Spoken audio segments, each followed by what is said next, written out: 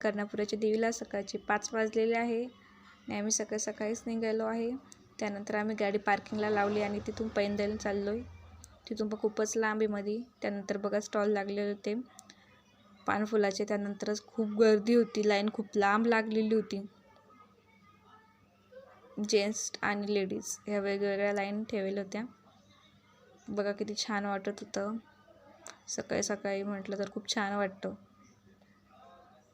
त्यानंतर आम्ही देवीच्या दर्शनासाठी या मंदिरामध्ये गेलो, दर्शन वगैरे केलं. छान वाटायला खूप. त्यानंतरच आम्ही बाहेर निघालो. तिथं बालाजीचं मंदिर पण आहे. मग त्यानंतर आम्ही बालाजीच्या दर्शनासाठी गेलो. मध्ये बालाजीचं दर्शन घेतलं.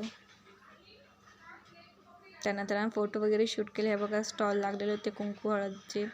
इथं प्रसादाचे लागलेले होते. त्यानंतर आम्ही प्रसाद वगैरे घेतला तिथून. म्हटलं प्रसाद घ्या काहीतरी आपल्याला खायला.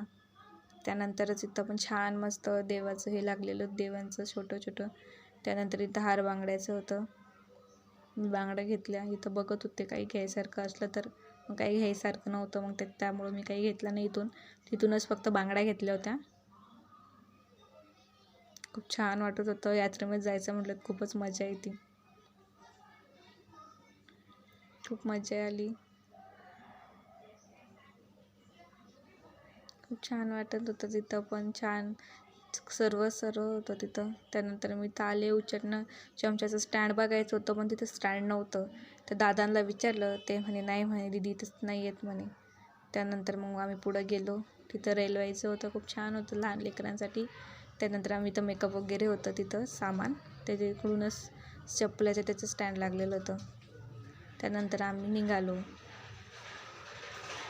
8:30 वाजलेले होते आम्ही निघालो तेव्हा. त्यानंतर आम्ही रेणुका मातेच्या दर्शनासाठी आलो. रेणुका मातेचं दर्शन घेतलं, फोटो वगैरे शूट केलं. Bye friend.